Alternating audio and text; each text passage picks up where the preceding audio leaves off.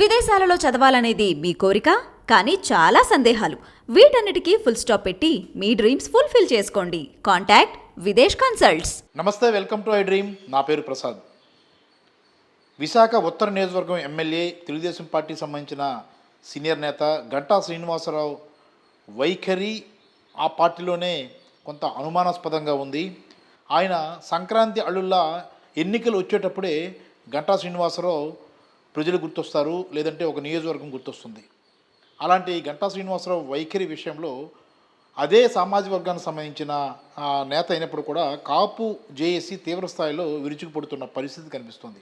ఎందుకంటే ఆయన వైఖరి అలాంటిది. మరి తాజాగా విశాఖపట్నం స్టీల్ ప్లాంట్ ప్రైవేటీకరణకు వ్యతిరేకంగా రాజీనామా చేశానని ప్రకటనలు చేసిన గంటా శ్రీనివాసరావు దాన్ని స్పీకర్ ఆమోదించిన వెంటనే ప్లేట్ మార్చి ఇది పూర్తిగా రాజ్యాంగ విరుద్ధం, చట్ట విరుద్ధం అంటూ ప్రకటనలు చేయడం కూడా అతని ఇమేజ్ని మరింత డ్యామేజ్ చేసినట్లయింది. ఇదంతా కేవలం డ్రామా కోసమే, ప్రజల కోసం కాదు అన్న భావన కూడా తలెత్తింది. ఈ మొత్తం ఎపిసోడ్కి సంబంధించి మొదటి నుంచి కూడా గంటా శ్రీనివాసరావు వైఖరిని వ్యతిరేకిస్తున్న కాపు ఉద్యమ నేత తోట రాజీవ్ మనతో ఉన్నారు. అన్న నమస్తే. అన్న, గంటా శ్రీనివాసరావు గారి వైఖరి విషయంలో అంటే వ్యక్తిగతంగా మీకు ఆయన మీద ఏం లేనప్పుడు కూడా ఆయన వైఖరి, ఆయన అవలంబిస్తున్న విధానాలు, ఆ పార్టీలో ఉంటూ ఏ రకంగా ఎవరికి మేలు చేయాలన్న అంశాల మీద ఆయన రకరకాలుగా తీసుకునే స్టాండు, వీటి మీద మొదటి నుంచి కూడా మీరు విభేదిస్తూ ఉన్నారు. ఇప్పుడు తాజాగా స్టీల్ ప్లాంట్ ఎపిసోడ్లో గంటా గారి వైఖరిని మీరు ఏ రకంగా చూస్తారు? ఇది ఒక కుట్ర రాజకీయం ఈరోజు విశాఖపట్నంలో బాగా ఇతరులు కూడా చేరుతుంది. సో ఇప్పుడు ఏంటంటే విశాఖపట్నం నగరం గురించి ఏదో బాధపడిపోయినట్టు, విశాఖపట్నం తల్లికి అన్యాయం జరిగింది ఒక స్టేట్మెంటు. ఈరోజు విశాఖపట్నం గురించి మనం ఆలోచించినట్టయితే అతను మంత్రివర్గంలో ఉన్నప్పుడు ఆ రోజు బీజేపీ ప్రభుత్వం కేంద్రంలో ఉంది. అవును. అప్పుడు మీ ఇద్దరు కలిసే వెళ్ళారు ఎలక్షన్స్కి. అవును. అంత అనుకూలమైన సమయంలో కూడా మాకు గన్లు కేటాయించమని ఎప్పుడన్నా అడిగారా? ఇక్కడ వారు మంత్రివర్గంలో ఉన్నారు. అవును. ఇక్కడ ప్రభుత్వాల కన్నా విశాఖపట్నంలో ఉన్న రాజకీయ నాయకుల చిత్తశుద్ధి గురించి మనం ఇవాళ ప్రశ్నించాల్సి వస్తుంది. అందుకనే విశాఖపట్నం నవనిర్మాణ సమితి అని చెప్పి ఇది 2017లో మొదలుపెట్టిన ఒక ఆర్గనైజేషన్. ఆనాటి 2015లో మొదలుపెట్టిన ఆర్గనైజేషన్, 2013-15. సో అప్పటి నుంచి కూడా మా ముఖ్య లక్ష్యం ఏంటంటే మా విశాఖపట్నానికి చాలా వనరులు ఉన్నాయి. ఇప్పుడు self revenue generation, self employment create చేసుకున్నంత వనరులు ఉన్నాయి మా దగ్గర. దాన్ని ఎందుకు ఎక్స్ప్లోర్ చేయరు? ఈరోజు మనం చూసినట్టయితే మనకి విశాఖపట్నం నగరంలో ఈరోజు మీకు టూరిజం డెవలప్ చేస్తానికి విశాఖపట్నం, ఉమ్మడి విశాఖపట్నం డిస్ట్రిక్ట్తో పాటు ఈస్ట్ గోదావరి, వెస్ట్ గోదావరి కలిపి చేస్తే ఒకేపు కేరళకు ఉన్న అందాలు, ఈ టైప్ ఏమో మన హిల్ స్టేషన్స్కి కావాల్సిన అందాలు, బొర్రా కేవ్స్ అనే ఫేమస్ ఒక ఆర్కియాలజీలోనే ఒక మంచి ప్రదేశం అది. దాన్ని ఎక్స్ప్లోర్ చేస్తూ అక్కడ వసతులు క్రియేట్ చేస్తే టూరిజం నుంచి చాలా రెవెన్యూ మన వాళ్ళ తీసుకురావచ్చు. చిన్న చిన్న ఇన్ఫ్రాస్ట్రక్చర్. అలాగే మీరు గమనించినట్టయితే ఈరోజు చుట్టుపక్కల స్టేట్స్ ఒరిస్సా, బెంగాల్ అంత డెవలప్ కాలేకపోవటం వల్ల ఈరోజు మెడికల్ ఫెసిలిటీస్కి వైజాగ్ని డిపెండ్ అవుతుంది అది. సో దీన్ని ఒక మెడికల్ హబ్ కింద కూడా డెవలప్ చేయొచ్చు. మరి మనకున్న బ్యూటిఫుల్ అందాలు, ఈ సీషోర్ కానీ, ఆ హిల్ స్టేషన్స్, హిలాక్స్ కానీ, ఇప్పుడు ఎవరైనా ఐటీ ఇండస్ట్రీ లాంటి వాళ్ళకి ఒక కాస్మోపాలిటన్ సిటీ కడటానికి ఇది చాలా ఉపయోగపడే ఒక నగరం. ఈ నగరంలో మీరు చేయాల్సిన పనులు అవుతే ఒక సెల్ఫ్ రెవెన్యూ, ఇంకా అనేకం చెప్తాం, ఇవన్నీ కూడా బ్లూ ప్రింట్గా ప్రజల అభిప్రాయం, ఇంకా పెద్దలు ఇంటలెక్చువల్స్తో కూర్చుని దీనికి ఫైనల్ రూపం నా మదిలోతే ఉంది. ఇక్కడ ఉంది, ఇక్కడ ఉంది. కానీ ఒక పెద్దలకు కూడా మనం గౌరవించుకుని వాళ్ళతో కూడా చర్చించుకుని ప్రొఫెసర్స్ ఉన్నారు, అందరూ ఉన్నారు. అంటే నేను చాలా వరకు ఈరోజు చాలా ఇన్ఫర్మేషన్ అలాంటి పెద్దల దగ్గర నుంచే సేకరించాను. ఇలాంతా తీసి చేస్తాం. అవి మానేసి విశాఖ తల్లి మీద ప్రేమ అంటాడు. విశాఖ తల్లి మీద ప్రేమ అవుతే నువ్వు ఆ రోజు గన్లు ఎందుకు తేలేదు? సరే విశాఖ తల్లి వేరు కాదు, నార్త్ తల్లి వేరా అని చెప్పు. మరి నార్త్ తల్లి మీద నీకు ప్రేమ ఏమైంది? నిన్ను గెలిపించి ఈరోజు నీకు పరపతి ఇస్తే నువ్వు అటే తొంగి కూడా చూడవు. నువ్వు విశాఖపట్నం తల్లి మీద ప్రేమ అంటే ఎవరు నమ్ముతారండి? ఇది కేవలం ఒక బుట్టకం. ఆ రోజు ఆయనకి అధికారం లేకపోతే 5 నిమిషాలు నిలవడు. ఆయనకి అధికారం కావాలని చెప్పి ఎప్పుడూ కూడా నిరంతరం మరి చూడండి ఎన్నో పార్టీలని చంపేశాడు ఆయన. ఆ రోజు ప్రజారాజ్యం పార్టీని చంపేస్తానికి మూల కారకుడు ఇతనే.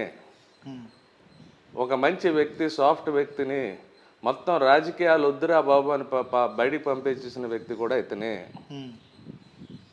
ఆ రోజు మాలాంటి శ్రమించిన వాళ్ళందరికీ కూడా రోడ్డు మీద పడిపోతే మళ్ళీ ఆ పార్టీ ఈ పార్టీకి ఏదో చేరి మేము చేస్తున్నాం అంటే మేము కష్టపడేది మేము మాలాంటి వాళ్ళం.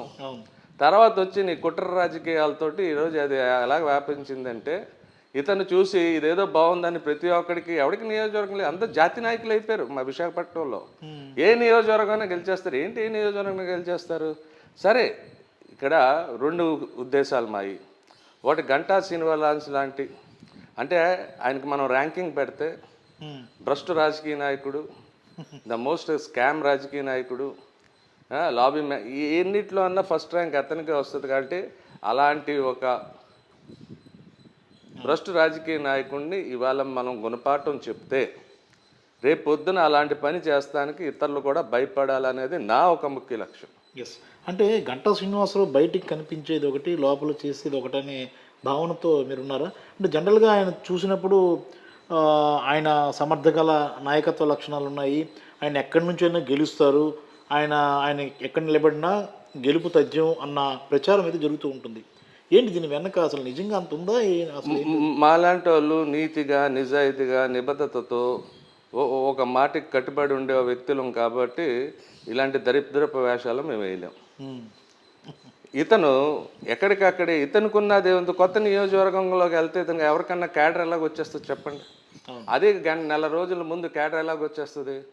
ఇతను తయారు చేసుకుంటాడు. ఈ నియోజకవర్గంలో ఎవరికి పరపతి ఉంది, ఎవరికి మంచి పేరు ఉంది, ఎవరు చెప్తే కదులుతారు జనాలన్నీ చూసి వాళ్ళని ఎన్నో మాయలు చేసి మగ్గిపెట్టి మేము అలా తప్పు చేసాం కదా గతంలో. ఈరోజు నాకు తిట్టే హక్కు కానీ అతను నిలదీర్చే హక్కు కానీ నాకు ఎక్కడి నుంచి వచ్చిందంటే నేను అతను గెలిపించాను. మాయ మాటలు అవ్వచ్చు, నేను మానవుడినే, నేను మోసపోయాను. ఈరోజు ఆయన గెలిపించిన పాపానికి నాకు దరిద్రం అంటుకుంది. అది శాపం కింద మారకుండా నేను అతన్ని అలాంటి కుట్ర రాజకీయ నాయకుల్ని వాళ్ళు తోలివేయాలని ఈరోజు నేను ప్రజలకు మాట ఇచ్చాను. మనకి ఇక్కడ ఉన్న స్థానిక సంస్థలో ఆయన వస్తే ఒక అనుభవమైన వ్యక్తి అని నేను నమ్మాను. కానీ ఒక నెల రోజుల్లో చేసేదని మాలాంటి వాళ్ళ పరపతిని కూనీ చేస్తాం కదా ఇది. లేకపోగా ఆయనకు కొన్ని బండారాలు మామితో మేము ప్రశ్నించకుండా ఆయనే మమ్మల్ని తొక్కేశారు. నా ఇష్యూలో అతనికి సాధ్యం కాలేకపోయింది. కానీ ఇలాగా కుట్ర రాజకీయాలు పొద్దున్న లెగుస్తే కుట్ర కుట్ర కుట్ర. మీరు చెప్పారు అనేక పదాలు గెలిచాడు, మంత్రివర్గం చేశాడు, ఇవన్నీ ఏం చేశాడు చెప్పండి? ఏ నియోజకవర్గం అభివృద్ధి చేశాడు? అతను మంత్రివర్గంలో ఒక ఎడ్యుకేషన్ మినిస్టర్ ఉన్నప్పుడు ఏ యూనివర్సిటీ తీసుకొచ్చాడు, ఏ కొత్త సంస్థలు తీసుకొచ్చాడు, మెరుగైన విద్యని ఏ రోజన్నా తీసుకొచ్చే ప్రయత్నం చేశాడా? ఒక కొత్త కోర్సెస్ ఈరోజు చాలా ఆధునికంగా పరిగెడుతున్న రోజులు.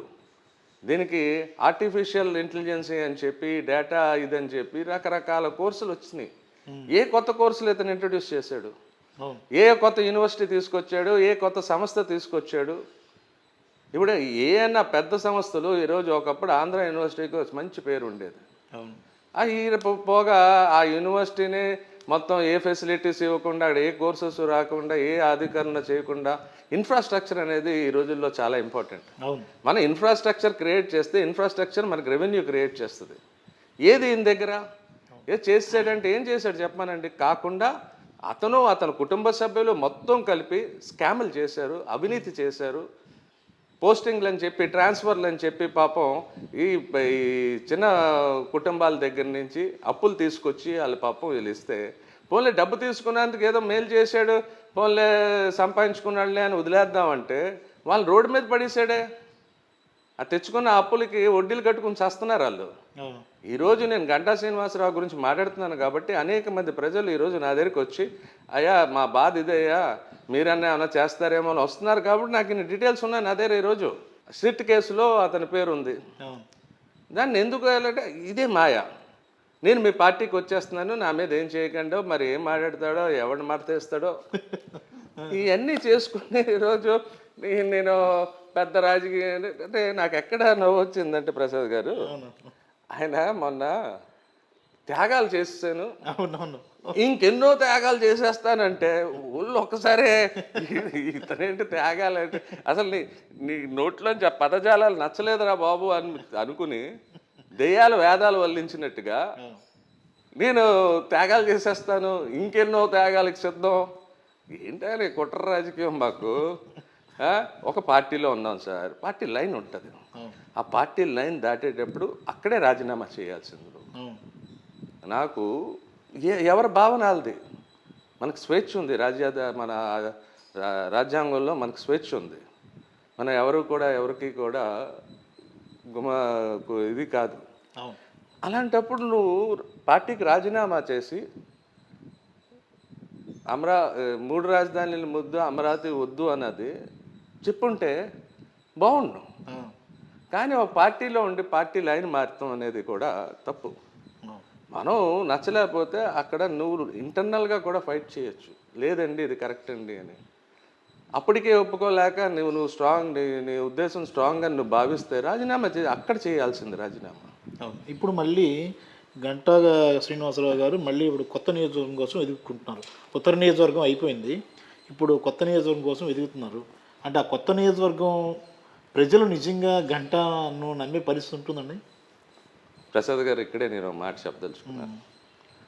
ఈరోజు నాకు లౌక్యం తెలియదు, ముక్కుసూటి మనిషి, అందుకు నేను నిజాయితీ కలిగిన రాజకీయం చేస్తున్నానే తప్ప లౌక్యం తెలియక వ్యాపారాలన్నీ మేము చేయలే. లౌక్యం లేకపోతే వ్యాపారాల్లో ఉంటాం మేము. ఈరోజు ఆయన అంటే ప్రజలు వాళ్ళు తెలుసుకోవాల్సింది ఏంటంటే, ఇది మన నియోజకవర్గం, ఇక్కడ నా శ్రేయోభిలాషులు ఉన్నారు, నా నమ్మే ప్రజలు ఉన్నారు. ఈ ఏరియాకి ఏంటి సమస్యలు, దాన్ని ఎలాగ మేము అధిగమించుకోగలం, నిరంతరం మా థాట్ అలాగే ఉంటుంది. ఇప్పుడు ఇలాగ ప్రతిసారి ఒక నియోజకవర్గంలో ఒక 4 సంవత్సరాలు 4.5 సంవత్సరాలు నాకు అనేక పార్టీలో అనేకమైన అవకాశాలు వచ్చాయి. అయినా ఇది ముందు కొంచెం చెప్పాను. అలాగా అవకాశాలని కాలు రాసుకున్నామో మాకు తెలియదు, ఒక చిత్తశుద్ధి కలిగిన రాజకీయం చేసామో మాకు అర్థం కాలేదు. కానీ ఇలాగ వెళ్ళిపోవాలంటే బోలు ఉన్నాయి. కానీ ఏంటి అసలు ప్రజలు కూడా ఈరోజు ఆలోచించాలి, రాజకీయ పార్టీలు కూడా ఆలోచించాలి. ఒక ప్రదేశంలో ఒకడు పాపం ఆస్తులు అమ్ముకొని, ఇల్లులు అమ్ముకొని, పొలాలు అమ్ముకొని, పార్టీ ఇచ్చిన మాట మీద అతను ఏదో కష్టపడతాడు, అతని స్థాయిలో అతను కష్టపడతాడు. ఆ 4.5 సంవత్సరాలు ఒకరితో నడిపించి లాస్ట్ 2 నెలలు 3 నెలల్లో ఇతనికి ఇస్తాం ఎంతవరకు సబు అని. ఈరోజు డబ్బు రాజకీయం, డబ్బు అవసరమే అవ్వాలి తప్ప యావత్తు డబ్బు అవుతే మాత్రం రాబోయే రోజుల్లో మా పరిణామాలు. ఎందుకంటే ఈరోజు మనకి విశాఖపట్నంలో పట్టి పీడిస్తున్న అంశాలు చాలా ఉన్నాయి. ఒక కాలుష్యం కానివ్వండి, ఇతరదు. ఇప్పుడు ఈరోజు మనం నెగ్లెక్ట్ చేస్తే రాబోయే రోజుల్లో the children are not safe in Visakhapatnam. ఎందుకంటే ఈ డస్టీ కార్గో ఏదైతే వచ్చిందో, కోల్ డస్ట్ కానీ ఇంకోటి కానీ, దీనివల్ల ఈరోజు పిల్లలకి ఒక బ్లాక్ లంగ్ అనే రోగం, అలర్జిక్ బ్రాంకైటిస్ అనే ఒక రోగం, ఇలాగా అనేక రోగాలు కూడా ఈరోజు మన పిల్లలకి. సో మనం ఈరోజు మనకు భద్రత లేదు, మన పిల్లలకి భద్రత లేదు. They are not safe to live in this city. అలాంటి అంశాల మీద, అలాంటి తీవ్రతైన అంశాల మీద మనం ఆలోచన చేయకుండా, ఇక్కడ రెవెన్యూ జనరేషన్ గురించి ఆలోచించకుండా, ఈ విశాఖపట్నానికి ఇన్ఫ్రాస్ట్రక్చర్ డెవలప్ చేయండి, ఆ సిటీయే మీకు బోల్డ్ డబ్బులు తీసుకొచ్చి పెడుతుంది. There will be lot of economics there. ఇప్పుడు ఒక వ్యవస్థ వస్తే ఆ వ్యవస్థకి ముడిపడి చాలా మన లోపల ఆ డబ్బు ఇక్కడిక్కడే తిరుగుద్ది. కాబట్టి మన వైజాగ్ ఒక చాలా డెవలప్డ్ సిటీ కింద తయారైపోతుంది. రెవెన్యూ జనరేట్ చేస్తున్నప్పుడు ఆ రెవెన్యూలోంచి కొంచెం ఖర్చు పెడతా ఉంటే ఇన్ఫ్రాస్ట్రక్చర్ డెవలప్ అవుతూ there is all the scope of Vizag ఒక పెద్ద కాస్మోపాలిటన్ సిటీ తయారవడానికి ఈరోజు మనం చూస్తే నార్త్ ఇండియన్స్ ఈ మనకున్న సంస్థలు నేవీ వీటి వల్ల అవును అందరూ కూడా ఈరోజు సామరస్యంగా కలిసి ఉంటున్నారు. అవును ఈరోజు దానికి కూడా ప్రమాదం తెస్తున్నాడు ఈయన. రెండు బలమైన సామాజిక వర్గంలో చిచ్చు పెడతాం ప్రయత్నం కూడా చేస్తున్నాడు ఇతను. అంటే ఇలాంటి వైఖరి ఉన్న గంటా శ్రీనివాసరావు విషయంలో ఫైనల్గా ఓటర్లకు ఆయన ఎక్కడి నుంచైనా పోటీ చేయని తెలుగుదేశం పార్టీ ఆయన నమ్ముతుంది అనుకుంటున్నాను నేను. ఇంకా ఎందుకంటే ఆయనకి ధనబలం ఉంది అనే ఉద్దేశంతో ఓటర్లకు మీరేం సూచిస్తారు సార్? మీరు ఫస్ట్ ఈ మాటకి నేను జవాబు చెప్తాను. ఇంకా నమ్ముతుంది అంటే నేను వస్తే టీడీపీ పార్టీ ఇంకా అలాంటి తప్పిదాలు చేస్తుందని నేను ఊహించట్లేదు. అంతేనా? ఎందుకంటే ఇప్పుడు అలా తప్పిదం చేస్తే ఈసారి మరి వాళ్ళకి చాలా గట్టి పరిణామాలు ఎదురు చూడాల్సి ఉంటుంది వాళ్ళు. ఈరోజు ఈయన నిరంతరం ఏం చేశాడో వాళ్ళు చాలా గట్టిగా గమనించారు. మరి వాళ్ళ పార్టీలోనే చాలా వ్యతిరేకత వచ్చింది. మరి ఈరోజు ధనం ఉంది అనే దానికన్నా లోపల ఆయన చాలా ఉన్నాయి అంటే బయటికి షో ఆఫ్. దానికన్నా ముఖ్యంగా ఈరోజు ఆయన ఒక కలర్ ఇచ్చాడు. మొత్తం అతను ఉన్న కమ్యూనిటీ కాపు జాతి అంతా అతని వెనకే ఉంది అని ఒక షో ఇచ్చాడు. ఎప్పుడైతే మాలాంటి వాళ్ళం అదంతా గుమ్మ ఇది దాంట్లో ఏ పసా లేదు, అదంతా అంబక్కు ఏ పసా లేదు, అలా షో చేస్తున్నాడు తప్ప అనేది అనేక సమయంలో. ఎందుకంటే మా కాపు భవనం సమయంలోనే అధికారంలో ఉన్నాననే ఒక మదంతో ఏ అధికార ఈ లేకుండా అనుమతులు లేకుండా శంకుస్థాపన చేశాడు కాపు భవన్కి. మళ్ళీ నోరు మూసి కూర్చోకుండా బయటకు వచ్చాడు. నేను తెచ్చిన దాన్ని కూడా కాలు రాస్తున్నారు అన్నట్టు. ఇతను ప్రొటెక్టర్ విత్ ఆల్ డిస్ట్రాయర్ లాగా ఒక చిన్న గేమ్ ఆడబోయాడు. అప్పుడు నేను నుంచుని అసలు నీ ఒక తెచ్చిన అనుమతులు ఏవైతే ఉన్నాయో దాన్ని ఇవ్వాల్సిందిగా కోరినప్పటికీ నోరు మూసేశారు. అయితే సోషల్ మీడియాలో 2 రోజులు చాలా రచ్చ నచ్చింది. అందరినీ డిస్టర్బ్ చేసాడు. రోడ్లు ఎక్కేమంటున్నాడు. గొట్లాట్లకి సిద్ధం అనబన్నాడు. ఎవడన్నా వెళ్ళి తన్నులు తింటే ఎవడండి తీసుకొచ్చేది పాప అలాంటి యువకుల్ని. జాతి ఏదో ఉంటే రెచ్చగొట్టినప్పుడు రెచ్చగొట్టేస్తారు. తర్వాత పరిణామాల్లో వీళ్ళు తప్పించుకొని తిరుగుతారు. అందుకని వాళ్ళందరినీ తీసుకొని కూర్చోబెట్టి ఎక్స్ప్లెయిన్ చేసి అసలు ఏ పర్మిషన్స్ లేవు అంటే అప్పుడు ప్రెస్ మీట్ పెట్టి ఇదిగో జాతి ద్రోహి అని నిరూపించాం. మళ్ళీ ఒకసారి 420 గాల్ని అందరినీ తీసుకొచ్చి ఒక పెద్ద కుట్ర విశాఖపట్నంలో ఏంటంటే ఒక 2 లక్షల మందితోటి బహిరంగ సభ. మీ అందరికి తెలుసు 700 మంది కూడా రాలా ఒక పిలుపు మీద. అంటే అది థాట్ రాజీవ్ నాయకత్వమా లేకపోతే గంటా శ్రీనివాసరావుకి ఉన్న మచ్చ? All the while I was doing nothing but to expose him.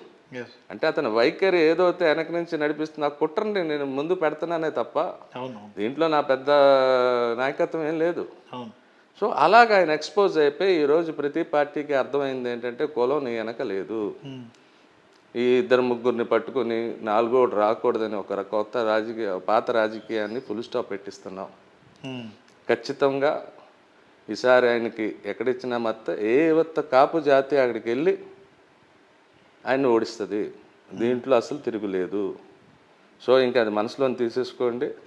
ఇతనికి ఇంకా పార్టీలు ఇస్తాయి అంటే మాత్రం ఇంకా ఆ పార్టీలు ఒక ఆత్మహత్య, సాధారణంగా మనుషులు ఆత్మహత్య చేసుకుంటారు, సరే పార్టీలు ఆత్మహత్య చేసుకోవాలి. అంతేనా?